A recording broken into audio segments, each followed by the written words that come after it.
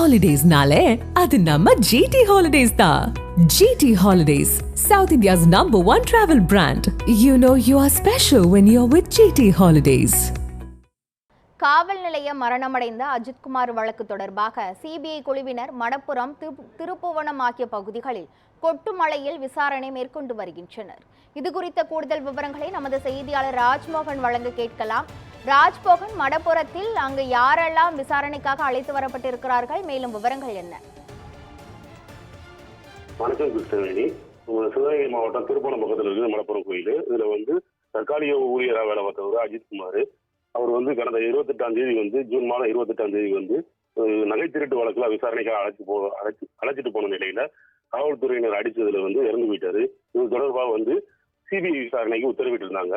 இந்த நிலையில பாத்தீங்கன்னா நேற்று மதுரை சிபிஐ அலுவலகத்துல கார்த்திக் வேலு, கோயில் உதவி ஆணையர், கார் டிரைவர் பிரவீன்குமார், கோயில் ஊழியர் வினோத், அஜித்குமார், அருண்குமார், காரை பார்க் செய்த ஆட்டோ டிரைவர் நவீன்குமார், அஜித்குமார் தம்பி உள்ளிட்டோர் ஆகியோர் விசாரணை செய்யப்பட்டு வந்தனர். இந்த நிலையில பாத்தீங்கன்னா இன்னைக்கு நேர்ல அவர் அடிச்ச இடத்துல நேர்ல போய் ஆய்வு செய்வதற்காக ஒரு 10க்கும் மேற்பட்ட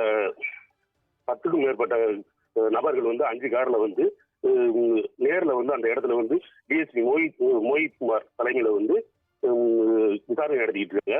நேரில் ஆய்வு செய்து கொண்டு இருப்பது இந்த பகுதியில பெரும் பரபரப்பை ஏற்படுத்தி இருக்கு.